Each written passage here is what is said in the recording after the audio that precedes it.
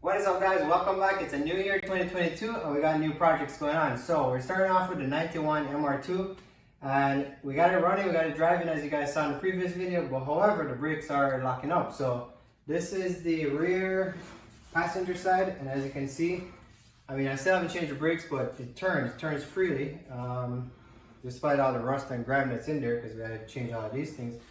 However, on the other side is a different issue. So if we go over here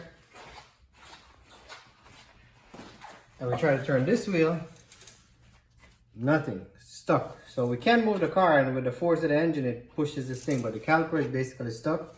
So I'm going to try to pull this apart today and see if we can get this freed up. Hopefully we can. If we can, then we have to buy a new caliper and replace it. But that's what's up for today's video. So let's see if we can get this thing rolling without spending a lot of money. So let me pop this wheel off, and then I bought this kit. So before I had a little cube. If you look at a previous video, I'd use a cube to try to turn this piston in on the 93, but it wasn't working out, so I just pulled it up. It wasn't really expensive. Got this on Amazon, and basically this is a kit for all type of cars, so it should have the kit we need to spin this piston in once we get this wheel off. So I'm going to do that. I'm going to try to turn the piston in and out to see if that will free it up. Worst case, I might have to take the entire caliper off and get this whole thing rebuilt, but only one way to find out. So let's take this wheel off.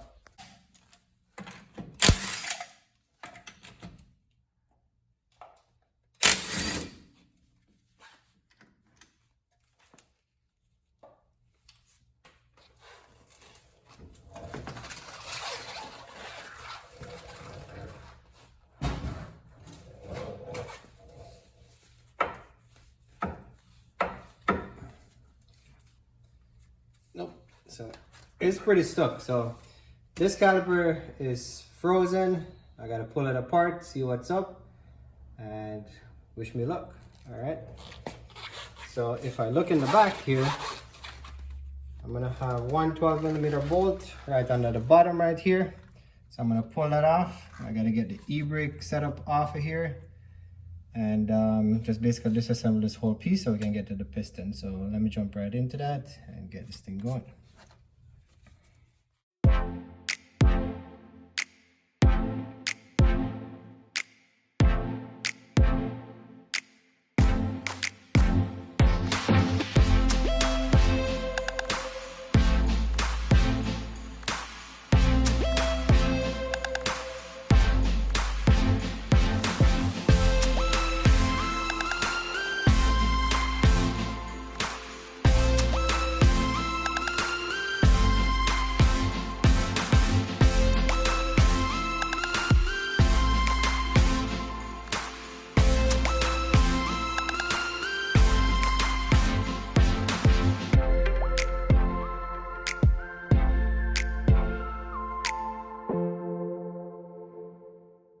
There you have it. So we got the caliper out and I got it on the bench. I have it clamped onto the bench because I tried to put it in this little vise to try to turn this piston in, and no dice. If you look, it's pretty much stuck. Even these slider pins, like, you can't move these slider pins. You got to put a vise on this thing just to even get this thing moving. So this slider pin is stuck, and I tried to use my cube. Even that tool kit that I bought, I literally bent up the tool just trying to pull this thing, but this thing will not turn for nothing. It doesn't matter how much force you put on it, it just does not turn. So this thing is fully seized.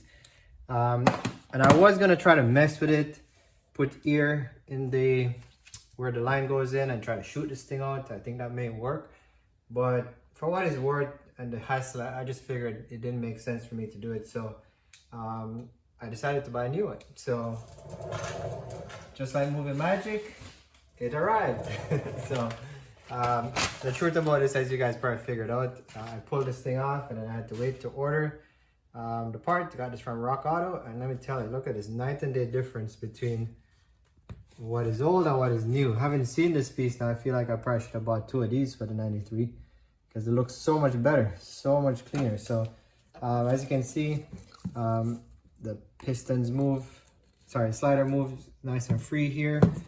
And this one is stuck, and it even came with the mounting bracket. I didn't expect it to come with a mounting bracket, but it did come with a mounting bracket. So let's see, like this. So it came with everything except brake pads.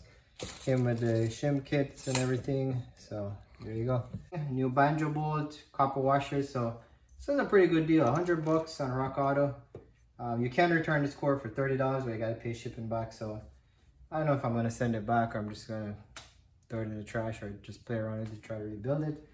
But because I do have a rebuild kit for this, sits in the box somewhere. So anyways, so this is a new caliper. So we're gonna get this thing painted to match the rest of the brakes, because while I was waiting for this to come in, you guys know me, I had to clean stuff up. So I'll show you what's going on. You saw me taking stuff off, everything was all rusted out, and that was just not the way I like to do things. I like to work on stuff that's clean. I like the cars to look well prepared and, you know, just a little bit of love. So let me show you what it looks like now. All right, so this is the old bracket and I have it painted already. I don't think I need to use the new bracket that came with the kit, so I'm just gonna go with the old bracket because I think it's fine. I got the pads in already. So this, once I get it painted, is very easy. We're just gonna reconnect the brake hose, put the e-brake line back on here, and there's a warning that comes that says you have to use your banjo bolt, which is a little bit different from the one that's OEM. Kind of I prefer the OEM one, but yeah, I guess it will work. So this literally just goes on here now. I mean, I gotta get it painted. I'm just doing this for mock-up purpose. And there you go. And that should work well. This goes on the bottom, 12mm bolt. So I'm gonna get this painted because it has this silver finish. I'm gonna put it with this cast coat finish that I'm doing everything. And you can probably see a lot of difference between what we just saw earlier in the video. Everything here was all rusted out. Everything was nice, all messed up here. So what I did was I actually just did some rubberized coating under the fender liner, wheel well, sorry. And I painted, you know, these are the old brakes from the 93 because I changed the rotors, so they were okay shape. So I just used those and they were painted already, so I didn't have to go through the hassle of painting that. And then I painted the suspension and the pieces. I mean, they're not perfect because they're on the car. So when we do eventually get an engine swap and all this stuff comes out and everything gets properly painted, but for now, it looks a lot better than what it was. I feel better looking at it like this. So yeah, so that's where we are. So I'm just gonna get this painted right now. And before I paint it, let me just show you what I did up front, because not only did I do this wheel well, I did entire car. So all 4 wheel wells are done and all 4 brakes are painted and everything. This was just a piston that we had that was stuck. So I just think once we get this done, the car should be ready to roll.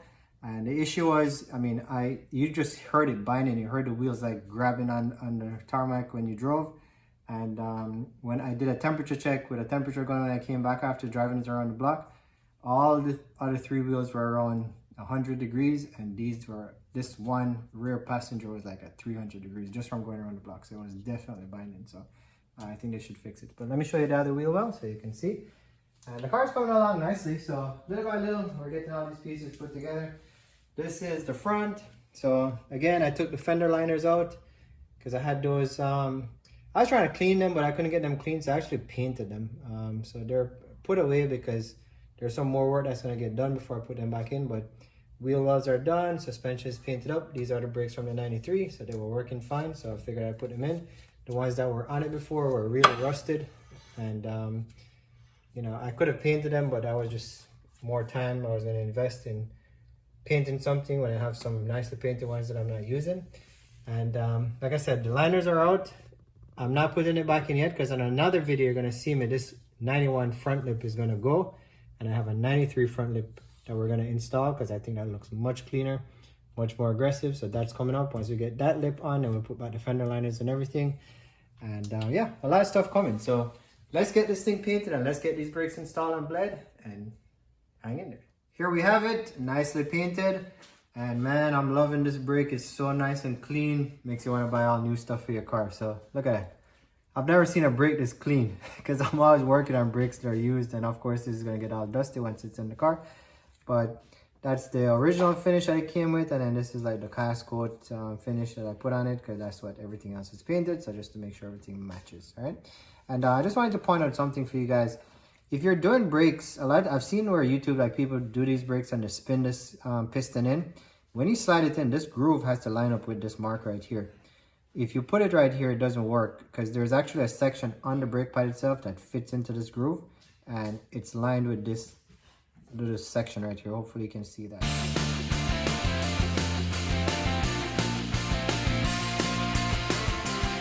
Last part is to get the e-brake cable in. So I just figured out that when I put this in here, and then this part, I had to adjust the e-brake from the center of the car because this was all the way down here.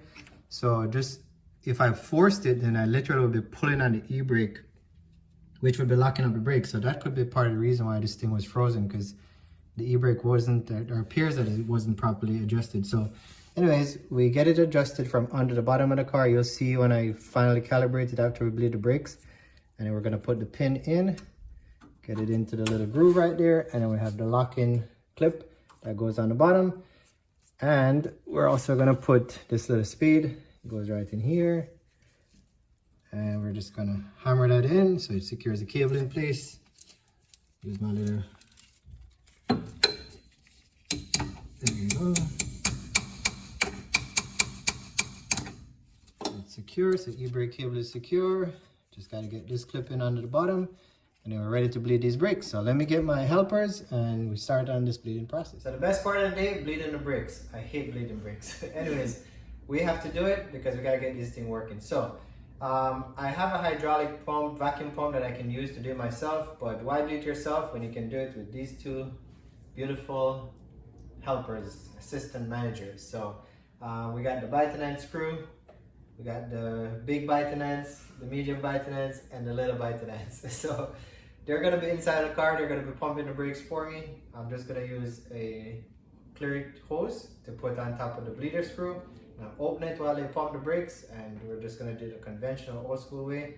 So helpers, let's go. Okay, so I'm gonna go in the passenger seat, and the other helper in the middle will go in the driver's seat. All right. Who has a better team than I do? I'm telling you, man. That's the way to do it. So anyways, let's get some brake fluid in this thing and start the bleeding process.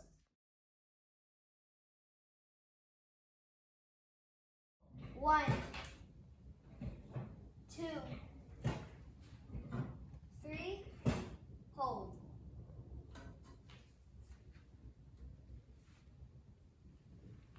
Go again. 1,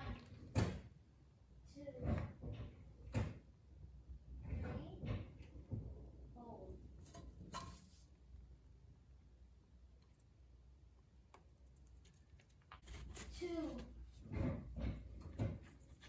3, hold. 2, 3, hold. 1, 2,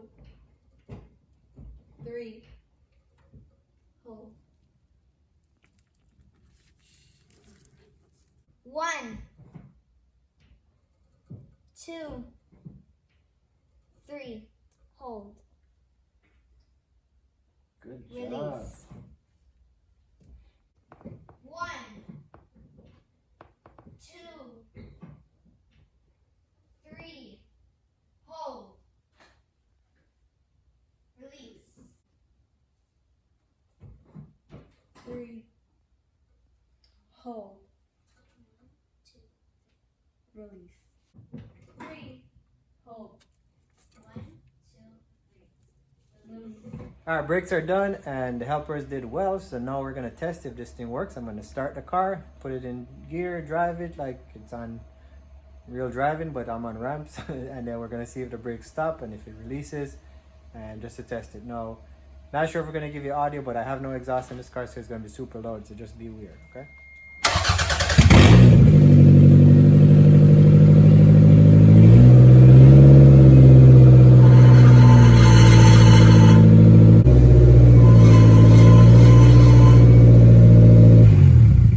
Alright, that scraping didn't seem normal. The brakes are working fine, but it's hitting up on the dust shield, so I'm just gonna pry the dust shield back, and that should fix the problem here. There you go. That makes a difference. I was wondering what the heck that was. So let's take 2 on this. Should sound good now. But yeah, so we're gonna do that. All right, take 2. Let's see if that scraping noise goes away.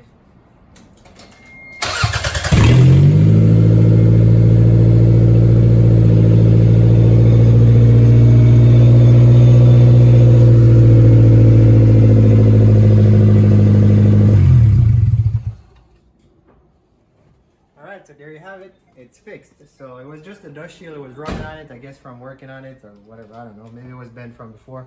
So brakes are good, so that's set. And then the next thing we're gonna work on, because I discovered something new, that's why there's no exhaust on this car, but let me show you what's going on.